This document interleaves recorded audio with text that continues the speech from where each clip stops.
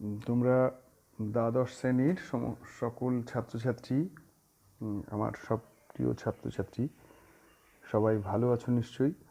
বহুদিন তোমাদের সঙ্গে কোনো সাক্ষাৎ হয় না, স্কুল বন্ধ, ক্লাস হচ্ছে না। তোমরা জানো চারিদিকে একটি ভয়ঙ্কর মারণ ব্যাধি করোনার আক্রমণে সমগ্র বিশ্ব একেবারে তটস্থ হয়ে আছে। তো আমরাও ভারতবাসীরা সেই করোনার আক্রমণ থেকে রেহাই পাওয়ার জন্যে, করোনা থেকে নিজেদেরকে মুক্ত রাখবার জন্যে বিভিন্ন প্রতিষ্ঠান, সে শিক্ষা প্রতিষ্ঠান বা অন্যান্য প্রতিষ্ঠান দীর্ঘদিন ধরে বন্ধ রয়েছে। কারণ সামাজিক মেলামেশার মধ্যে দিয়েই ব্যক্তিতে ব্যক্তিতে এই রোগের প্রাদুর্ভাব বা রোগের সংক্রমণ সেখানে ঘটে থাকে, যার ফলে আমাদের নিয়মিত যে পঠন পাঠনের জন্য বিদ্যালয়, নিয়মিত শ্রেণীকক্ষের পঠন পাঠনের কাজটা একেবারেই বন্ধ। তোমাদের যে পরীক্ষা চলছিল ফাইনালের, সেইটিও মাঝখান থেকে বন্ধ করে দিতে হয়েছে এই ব্যাধির প্রাদুর্ভাব যাতে না ঘটে। তো তোমাদের আমরা একটি অন্য রকমের বিজ্ঞান নির্ভর, প্রযুক্তি নির্ভর একটি মাধ্যম সেখানে আপাতভাবে দেখা যাচ্ছে না, যদিও এইসব মাধ্যমে দেখা যায় অল্প সংখ্যক ছাত্রছাত্রী হলে সেই বিভিন্ন ভিডিও অ্যাপের মাধ্যমেও পড়ানো যেতে পারে। কিন্তু এখানে যেহেতু অসংখ্য ছাত্রছাত্রী তোমরা রয়েছো, সংখ্যায় অনেক, তো আমরা এটা অডিও বা লিখে পাঠিয়ে বা শব্দিক মাধ্যমে আমরা তোমাদেরকে পড়ার বিষয়গুলো জানাচ্ছি। তো ইতিপূর্বে তোমাদের সম্ভবত কৌশিক স্যার তোমাদেরকে গদ্য শুরু করেছেন তিনি, তো রয়েছে আরও অনেক কিছুই আছে, সেগুলো নিশ্চয়ই সামনাসামনি ক্লাস যখন হবে আরও জানাবো। তোমরা সিলেবাসটা একটু দেখে নেবে, উচ্চ মাধ্যমিকের পরীক্ষা দেবে সামনে, বড় হয়ে গেছো, তো আমি সিলেবাস নিয়ে এখানে বেশি আলোচনা করার সময়ও নেই। তো কৌশিকবাবু যেহেতু গদ্যটা শুরু করেছেন, আমি আপাতত তাহলে কবিতা বা পদ্য শুরু করব আজকে আমরা রবীন্দ্রনাথের লেখা একটি কবিতা রূপনারায়ণের কূলে। রবীন্দ্রনাথ ভারত শ্রেষ্ঠ, বিশ্বশ্রেষ্ঠ কবিদের মধ্যে অন্যতম প্রধান, তো তার লেখা আমরা আজকে পড়ব। তোমরা খুব মনোসংযোগ দিয়ে শুনবে, কারণ কবিতা পাঠের উদ্দেশ্য কেবলমাত্র তুমি সেটি মুখস্থ করে বা পড়ে উত্তর করবে এবং নম্বর পাবে সেজন্য নয়। কবিতা পাঠের মূল উদ্দেশ্য কবিতার ভেতরে যে অন্তর্নিহিত তাৎপর্য, যে অন্তর্নিহিত দার্শনিক অনুভূতি থাকে, সেইটা নিজেদের চেতনায় গেঁথে নেওয়া। বিশেষত রবীন্দ্রনাথের এই রূপনারায়ণের কূলে কবিতাটি, এর মধ্যে একটি অসম্ভব শক্তিশালী জীবন দর্শনের কথা উঠে এসেছে। সেটা তোমরা খুব মনোসংযোগ দিয়ে ভালো করে যদি শোনো, তাহলেই কবিতার বিষয়বস্তু উপলব্ধি করা যাবে এবং জীবনের একটা অন্যতম মহান সত্য এই কবিতার মধ্যে উঠে এসেছে। কারণ রবীন্দ্রনাথ, তোমরা যারা দর্শন পড়ো, ফিলোসফি যাদের আছে, তো তারা জানো যে রবীন্দ্রনাথ একই সঙ্গে একাধারে তিনি যেমন মহাকবি, তিনি নাট্যকারও বটে, তিনি গায়ক, তিনি সঙ্গীত শিল্পী, সঙ্গীত রচনাকার এবং সর্বোপরি তিনি একজন মহৎ দার্শনিক। তো আমরা রবীন্দ্রনাথ সম্পর্কে একটু সামান্য আলোচনা করে নিয়ে, তোমাদের কম বেশি ধারণা আছে, তারপরে আমরা মূল পাঠে চলে যাব।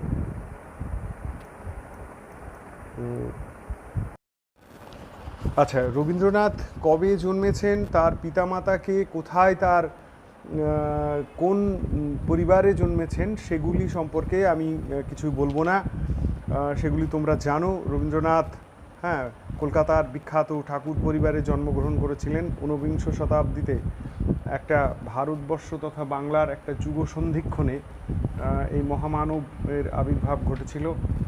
তার পিতা প্রখ্যাত দার্শনিক এবং ব্রাহ্ম ধর্মের একজন তিনি প্রচারকও ছিলেন। তো সেরকম একটি অত্যন্ত সংস্কারমুক্ত আধুনিক এবং শিক্ষা সংস্কৃতিতে অত্যন্ত রকমের কি বলবো অগ্রগামী ভূমিকা আছে এরকম একটি পরিবারে রবীন্দ্রনাথ জন্মগ্রহণ করেছিলেন। তো তোমরা জানো যে কবি হিসাবে তিনি বিশ্বখ্যাতি অর্জন করেছেন। তার কবিতা গীতাঞ্জলি কাব্যগ্রন্থ 1913 খ্রিস্টাব্দে তার ইংরেজি অনুবাদ সং অফারিংস এর জন্যে তিনি সাহিত্যের বিশ্বশ্রেষ্ঠ পুরস্কার নোবেল অর্জন করেন। তো রবীন্দ্রনাথের যে সৃষ্টি বা যে কৃতিত্ব সেটি বহুমুখী, তার প্রতিভা। আমরা এখানে তার কবিতা বা কাব্যের মধ্যেই আজকে আলোচনাকে সীমাবদ্ধ রাখব।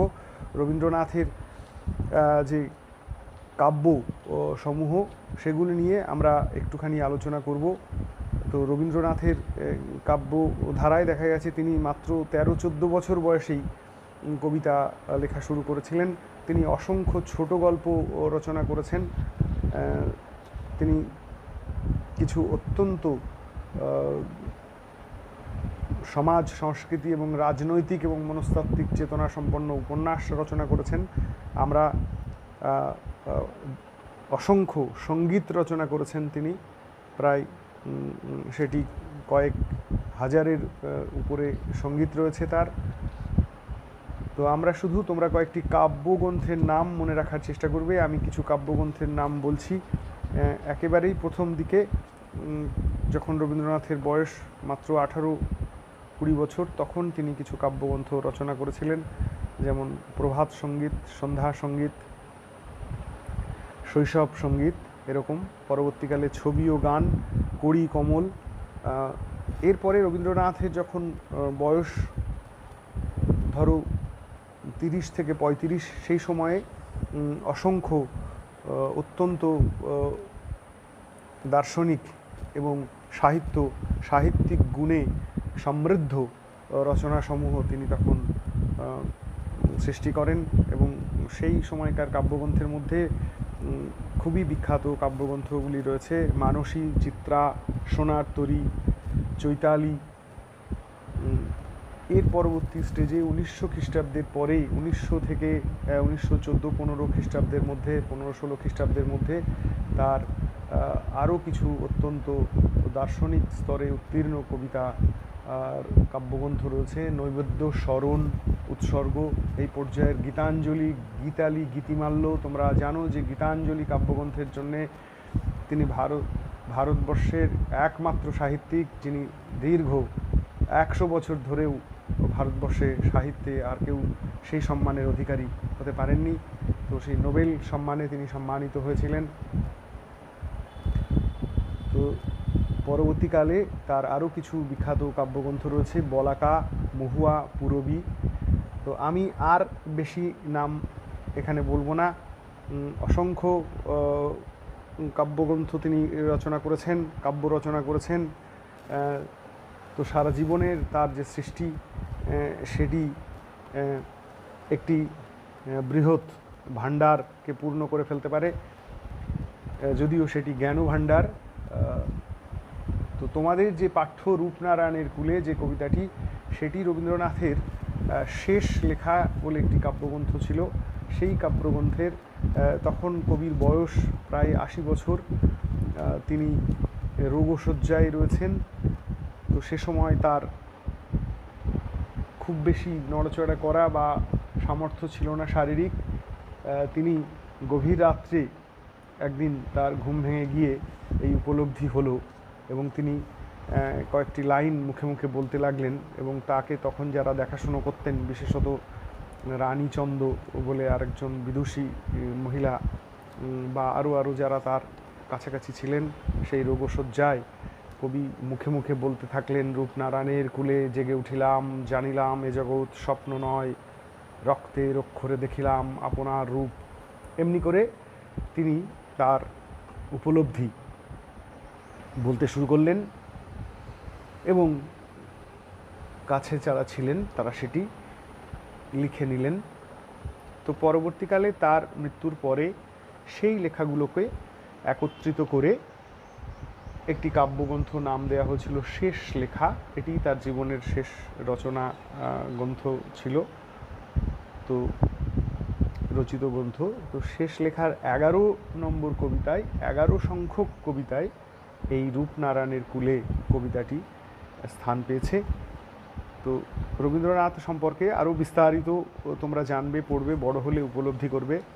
এরকম ভাবার, একজন ছোটোবেলা থেকে দেখছো একজন দাড়িওয়ালা বৃদ্ধ, তাকে নিয়ে 25শে বৈশাখে মাস্টারমশাই থেকে শুরু করে বাবা মা সকলেই ব্যতিব্যস্ত হয়ে ওঠেন। কবি একজন শুনেছ, কিন্তু না, তোমরা এখন এই বিদ্যালয়ের সর্বোচ্চ শ্রেণীতে পড়ো। তো তোমাদের এবারে এই বিদ্যালয়ের যে সর্বোচ্চ স্তরের শিক্ষা বা উপলব্ধি, সেটি কিন্তু এখান থেকে নিতে হবে। এবং তোমাদের এখনও পর্যন্ত 11-12-এ যতগুলি কবিতা, যতগুলি লেখা পাঠ্য ছিল, তার মধ্যে এটি একটি ছোট্ট কবিতা, কিন্তু জীবন সম্পর্কে, মানুষের উপলব্ধি সম্পর্কে, চেতনা সম্পর্কে, মানব জীবনের সার সত্য সম্পর্কে এই কবিতাটি কিন্তু সর্বশ্রেষ্ঠ কবিতা এবং সর্বশ্রেষ্ঠ উপলব্ধি এর মধ্যে রয়েছে। তো ছোট্ট একটি কবিতা, তো সেই শ্রেষ্ঠতম উপলব্ধিতে, শ্রেষ্ঠতম অনুভূতিতে, মানব জীবনের, মানবাত্মার যে পূর্ণতা প্রাপ্তির জন্যে যে জ্ঞান, যে উপলব্ধি দরকার, এই কবিতার মধ্যে কিন্তু সেই ভাবনা জারিত হয়েছে। এই কবিতার মধ্যে থেকে আমরা তোমাদের মধ্যে সেই ভাবনা সঞ্চারিত হবে, আমি এই প্রত্যাশা রাখি। তারপরে দেখবে আপনা থেকেই তোমরা নম্বরের পড়া তৈরি করে ফেলছো। এই কবিতাটি নম্বর পাবো এবং মুখস্থ করব, লিখব, এই ভাবনা থেকে এই কবিতাটি পড়বে না। যে আমি একটি সত্য, 1 মিনিট লাগবে কবিতাটি পড়তে, কিন্তু উপলব্ধি করলে 1 জনম ধরেও এই কবিতার সত্য উপলব্ধি করতে হবে। কবি এখানে সেই উপলব্ধির কথা বলেছেন। ঠিক আছে, আমরা এবার কবিতাটা পড়ে তার মূল আলোচনায় চলে যাব।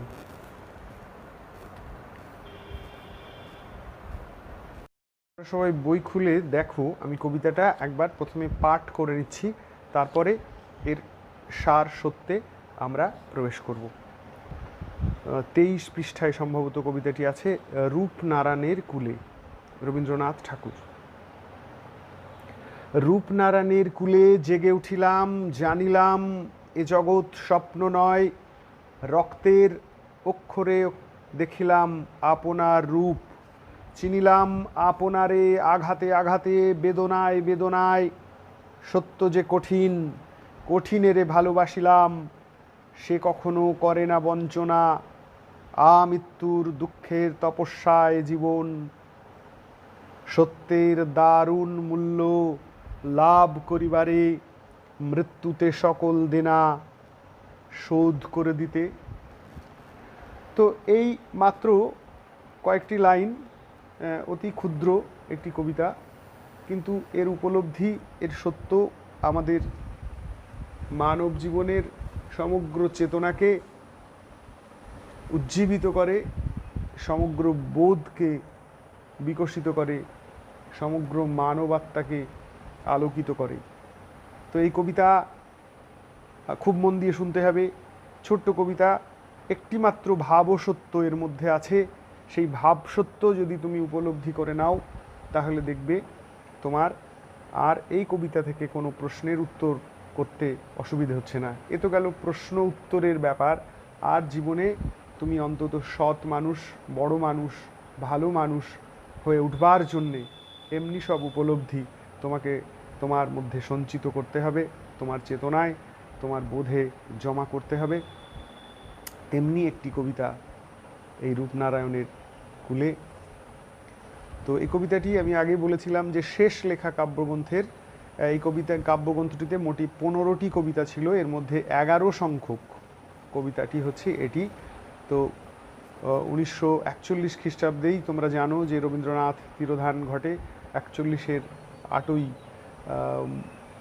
7ই আগস্ট সম্ভবত কবি সেখানে পরলোক গমন করেন।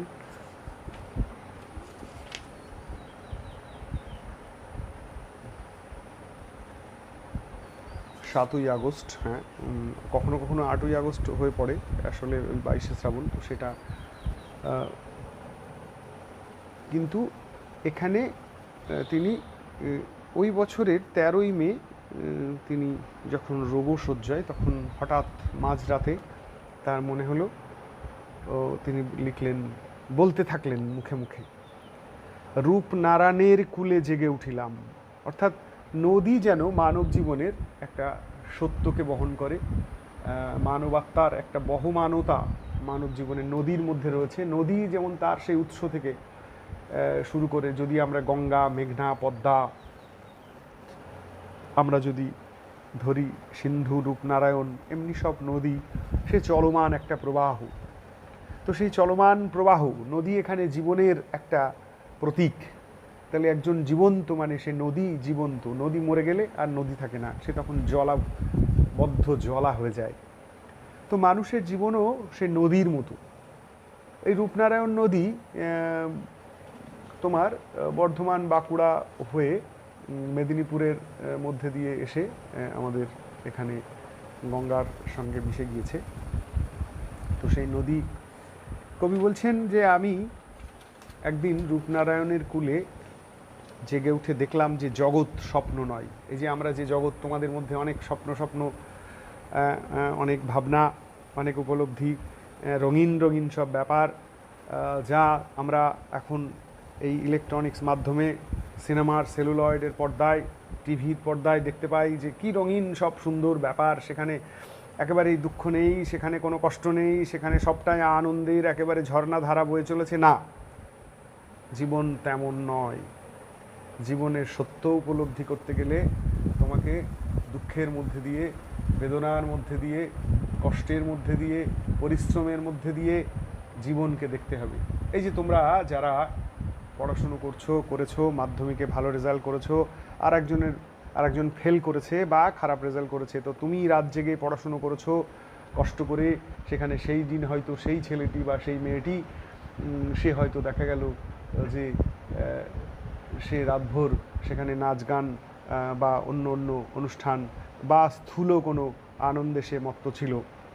তুমি কিন্তু সেখানে বাস্তবের রূঢ় মাটিতে দাঁড়িয়ে রাত জেগে পড়াশুনো করে কষ্ট করে তোমার এই যে ফলটা তুমি পেয়েছো, আগামীতেও তেমনি পাবে।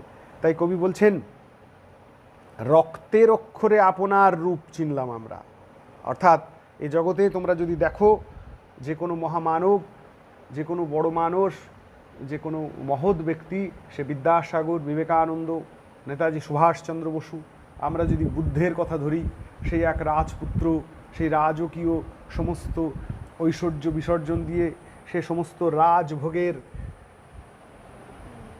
যে বাসনা ত্যাগ করে সে কিন্তু স্বপ্নের জগৎ থেকে বাস্তবের শক্ত মাটিতে সন্ন্যাসীর নিরলস কঠিন জীবনে তিনি সত্যকে উপলব্ধি করেছেন, জ্ঞানকে উপলব্ধি করেছেন, ঈশ্বরত্ব প্রাপ্ত হয়েছেন।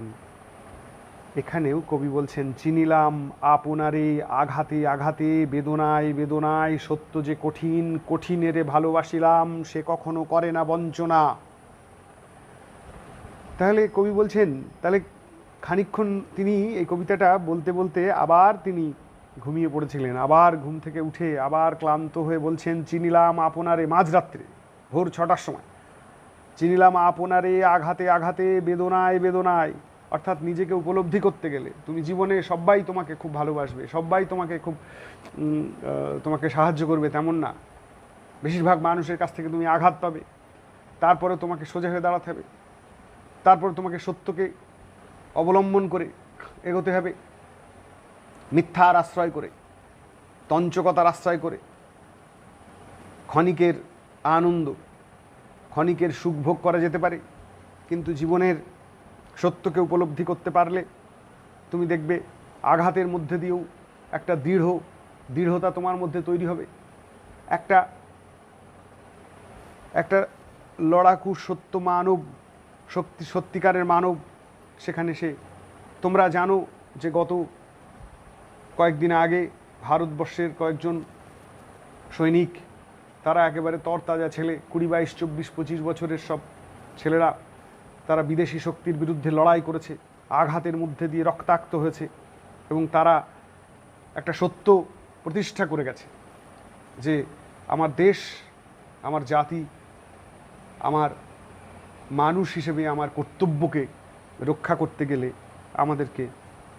আমাদের জীবনে আঘাত আসবে, আমাদের জীবনে বেদনা আসবে, কিন্তু সেই বেদনা আঘাত তা থেকে আমরা সত্য উপলব্ধি করব। সত্য বড় কঠিন, সত্য বড় কঠিন, মিথ্যে বড়ই মজার, বড়ই আপাতভাবে আকাঙ্ক্ষার হয়ে দাঁড়ায় কখনো কখনো, কিন্তু মিথ্যেকে আশ্রয় করে কখনোই আমরা জীবনের বড় কিছু সাধন করতে পারি না, বড় কিছু সৃষ্টি করতে পারি না।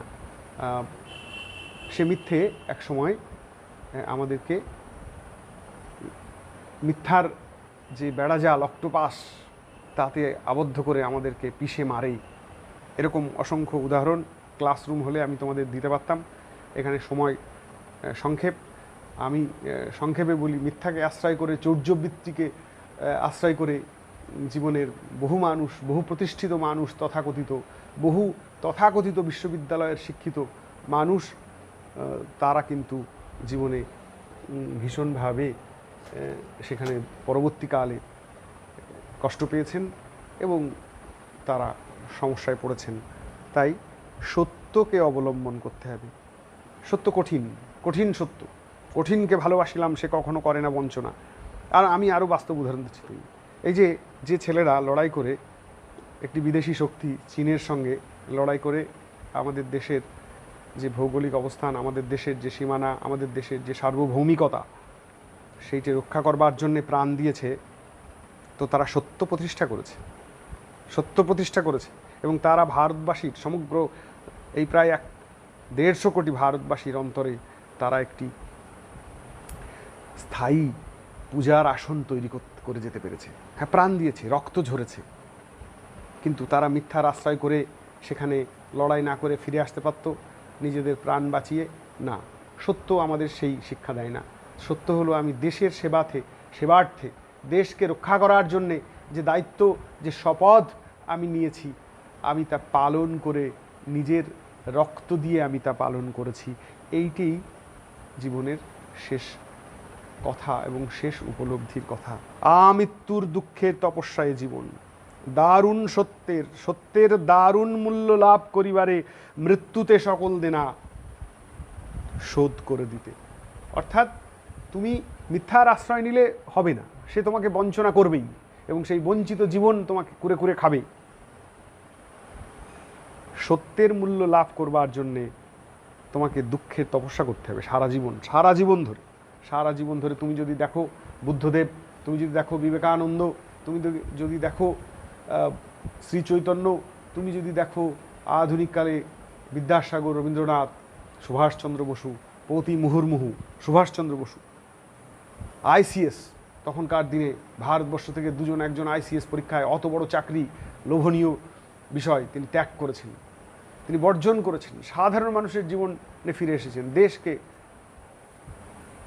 স্বাধীন করার জন্য, মুক্ত করবার জন্য নিজে তার উপরে বিভিন্ন রকমের অত্যাচার হয়েছে, তিনি কিন্তু তার সেই সত্য পথ থেকে সরে আসেননি এবং দুঃখের তপশ্চর্যা তিনি করেছেন, যার ফলে যে সত্যের চর্চা তিনি করেছেন, মানবাত্মার যে মুক্তির সাধনা তিনি করেছেন, তার জন্যে তিনি মূল্যবান, সারা ভারতবর্ষের নয়নের মণি হয়ে আছেন সুভাষচন্দ্র বসু। তো কবি সেই সত্যের কথা বলে যাচ্ছেন আমাদের চেতনায়। তোমাদেরকে বলি, তোমরা সত্যকে অবলম্বন করে যদি চলো, মিথ্যার আশ্রয় যদি না নাও, দেখবে সে কখনো তোমাকে বঞ্চনা করবে না এবং তুমি তার ফল একটা পাবেই, তুমি তার সুফল পাবেই। কিন্তু প্রতি মুহুর্মুহু ডাইনে বামে আমাদের চতুষ্পার্শ্বের মানুষেরা, চতুষ্পার্শ্বের আমাদের আত্মীয় পরিজন, আমার বন্ধু, তথাকথিত বন্ধু, আমার পরিচিত জনেদের যে মিথ্যার আশ্রয়ে তাৎক্ষণিক ফললাভের যে একটা মোহ আমাদেরকে সেখানে আষ্টেপৃষ্ঠে জড়িয়ে ধরে আছে, তা থেকে আমরা বেরোতে পারি না। আমরা আপাত লোভে, আপাত মোহে মিথ্যার আশ্রয় গ্রহণ করি। কিন্তু না, তুমি যদি সত্য পথে অবলম্বন করে চলো, সত্য ভাবনা, সত্য কর্মের মধ্যে দিয়ে চলো, সে একদিন তোমাকে তার ফল দেবে, কখনোই বঞ্চনা হবে না। আমি তোমাদের ওই যে বললাম, নিশ্চয়ই সাক্ষাৎ হবে, ক্লাসে একদিন হলেও পাওয়া যাবে, সেদিন জিজ্ঞেস করবে। আমি এখন বাস্তবের বর্তমান সময়ের কয়েকটি খুব রূঢ় মিথ্যার উদাহরণ তোমাদেরকে আমি দেব, যে বড় বড় পদে থেকেও মানুষ মিথ্যা আচার করে, চৌর্যবৃত্তি করে কিভাবে তারা নিজেদেরকে সমস্যা বা অবস্থা, মন্দ অবস্থার মধ্যে ফেলেছে। তো এই কবিতায় কবি সেই ভাবনা, সেই উপলব্ধির কথা বলেছেন যে জীবনে দুঃখের তপস্যায় ব্যাপ্ত যে জীবন, সত্যের মূল্য আহরণ করার জন্যে আমার সারা জীবনটাকে আমি সেখানে কষ্টের মধ্যে দিয়ে কাটিয়েছি। কিন্তু সেই সত্য অর্থাৎ যা সৎ কাজ, যা মঙ্গলময়, সত্য কি? সত্য মানে সবসময় তুমি আপাতভাবে সত্য কথা বলিবে, এটা যেমন সত্য কথা, কিন্তু যে কাজ, যে ভাবনা মানুষের মঙ্গল করে, মানব সমাজের মঙ্গল করে, মানব জাতির মঙ্গল করে, আমার চেনা অচেনা সমগ্র মানবাত্মার মুক্তির ভাবনা যে কর্মের মধ্যে, মুক্তির চেষ্টা যে কর্মের মধ্যে, সেটাই সত্য। সত্য মানে সবসময় আপাত সত্য। যেমন কয়েকজন দুষ্কৃতী, আমি একটি উদাহরণ দিই, একটি বালককে হত্যা করবার জন্যে তাকে খড়গ নিয়ে তাড়া করেছে এবং বালকটি তোমার গৃহে লুকিয়ে পড়েছে। তো তখন সেই দুষ্কৃতীরা এসে বলছে যে আপনার ঘরে একটি বালক লুকিয়েছে। তো তুমি বললে যে তুমি কি বলবে? বলবে, তুমি জিজ্ঞেস করলে যে কেন, কি ব্যাপার বলো? তো বলছে, এই দেখছেন না, আমরা একখানা দা নিয়ে দুজনে ঘুরছি, ওকে আমরা কুচি কুচি করে কাটবো। তো তুমি বললেন, হ্যাঁ হ্যাঁ, ওই তো ওই আমার টেবিলের তলায় আছে, যাও তোমরা কাটো। তো এটি সত্য কথা যে সে লুকিয়েছে না। সত্য হলো সেই বালকের প্রাণ রক্ষা করবার জন্যে তোমার যে আচরণ করণীয়, সেইটা, তার জন্য যদি তোমাকে খানিকটা দুঃখ পোহাতে হয়, সেটা সত্য। তাহলে সত্য এই মূল্য লাভ করিবার জন্যে কিন্তু তোমাকে আজীবন ধরে লড়াই করতে হবে, এবং তুমি যদি মিথ্যা আশ্রয় করো, শেষ পর্যন্ত তোমাকে তার মূল্য কিন্তু চোকাতে হবে। এই কবিতায় এই সার সত্য উঠে এসেছে। এই কটি কথা মনে রাখো, তাহলেই দেখবে যে তোমাদের জীবনও সুন্দর হবে, সমগ্র পড়াশুনোও ভালো হবে, আর কবিতা পড়াও সার্থক হবে। আচ্ছা, তোমাদের অনেকেরই প্রশ্ন ছিল শেষ লাইনটা, আমৃত্যুর দুঃখের তপস্যায় জীবন, দারুণ সত্যের দারুণ মূল্য লাভ করিবারে, মৃত্যুতে সকল দেনা শোধ করে দিতে। তাহলে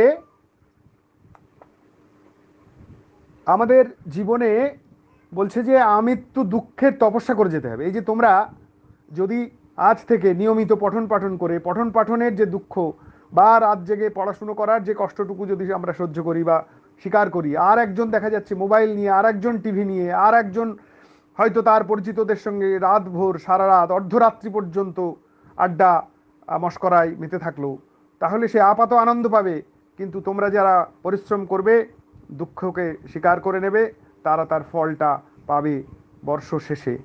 তেমনি জীবনের ক্ষেত্রেও এ কথা খাটে। সারা জীবনকে যদি একটা বর্ষ ধরা হয়, ধরে নাও আমরা এখানে 365 দিনে 1 বছর, যদি জীবনটাকে আমরা 80 বছরের বা 70, 80 বছর অত দীর্ঘ হয় না, ধরে নাও 70 বছর, তাহলে 4 7 28, বেশি দিন না, মাত্র 25 থেকে 28 হাজার, 25 থেকে তোমরা অঙ্ক করে দেখে নেবে, 25 থেকে 28 হাজার দিন রাত্রিকে যদি একটা বছর ধরে নিতাম, কত কত লক্ষ কোটি টাকা থাকে।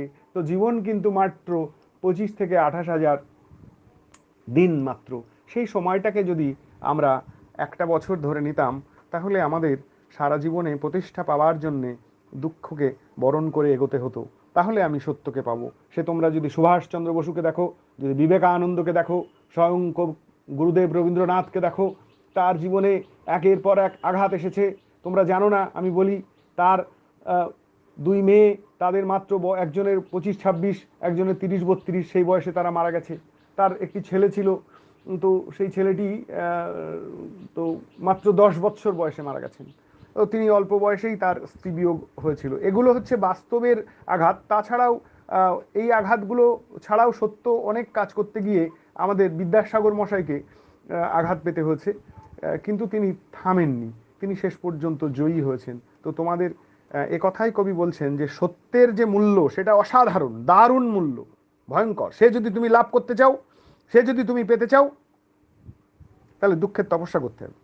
আর মৃত্যুর আগে, মৃত্যু পর্যন্ত, মৃত্যুর মধ্যে দিয়ে তোমার যে মিথ্যের দেনা তা শোধ করে যেতে হবে। যদি কেউ কখনো কোনো মিথ্যাচার করো, মিথ্যা আচরণ করো, মিথ্যাভাবে জয়ী হবার চেষ্টা করো, অন্যকে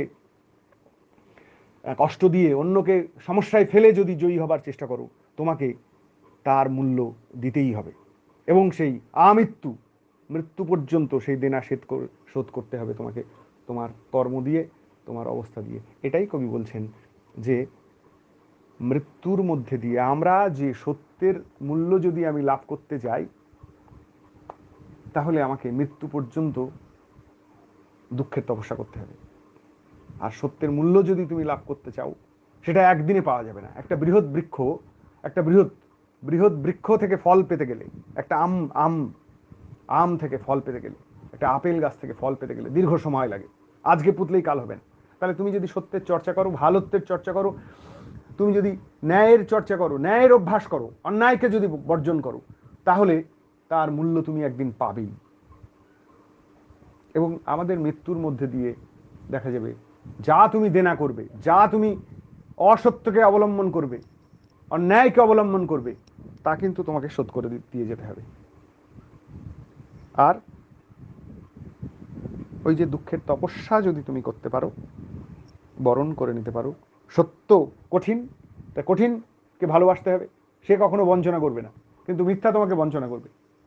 তাই সত্যের মূল্য যদি আমি লাভ করতে চাই, তাহলে আমাকে সব মৃত্যুর আগে, মৃত্যুর মুহূর্ত, মৃত্যুর আগে পর্যন্ত সব যা আমি এখানে গ্রহণ করেছিলাম এই জগতে, এটি সামনে হলে, কবিতায় আসলে তোমাদের মুখ দেখতে পারলে আমি বুঝতে পারছি না, কারণ এই কবিতার যে দর্শন, যে ফিলসফি, যে অভিব্যক্তি, যে উপলব্ধি, সেটি যে তোমাদের ক্লাসে পাঠ্য হবে বলে এটা করেছেন। আমি বলেছি যে রবীন্দ্রনাথ মৃত্যুসজ্জায় তার মতো একজন মহৎ পুরুষের যে অগাধ জ্ঞান ও উপলব্ধি সমস্ত জীবনের, সেইটার ফসল তিনি এই কয়েকটা লাইনে বলছেন। সেটা স্বাভাবিক কারণেই একটুখানি তোমাদের পক্ষে প্রাথমিকভাবে গ্রহণ করায় একটা কি হয়, এক ধরনের মনে এক ধরনের অন্য রকমের ভাব আসবে, তবুও এটি গ্রহণ করতে হবে।